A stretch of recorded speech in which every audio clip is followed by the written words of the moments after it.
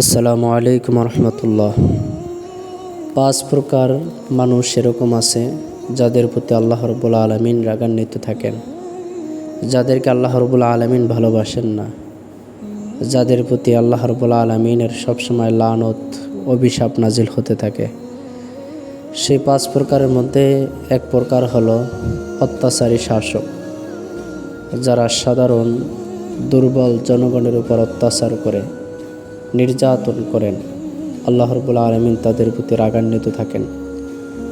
2 নম্বর হলো গ্রাম্য মাতব্বর, যারা ন্যায়কে অন্যায় বানায়, অন্যায়কে ন্যায় বানায়, যারা দুর্বলদের বিপক্ষে রায় প্রদান করে, যারা সবল আছে, যারা টাকা পয়সাওয়ালা আছে তাদের পক্ষে যারা রায় দেয়,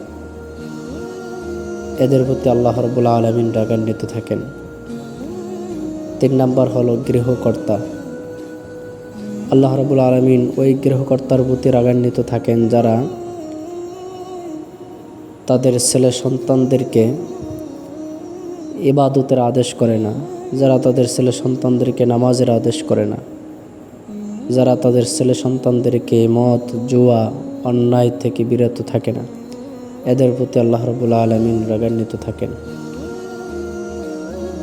4 নম্বর হলো ওই ব্যক্তির প্রতি আল্লাহ রাব্বুল আলামিন রাগান্বিত থাকেন যারা স্ত্রীর হক পরিপূর্ণভাবে আদায় করে না, যারা স্ত্রীর মহারানা পরিপূর্ণভাবে আদায় করেন না, আল্লাহ রাব্বুল আলামিন তাদের প্রতি রাগান্বিত থাকেন।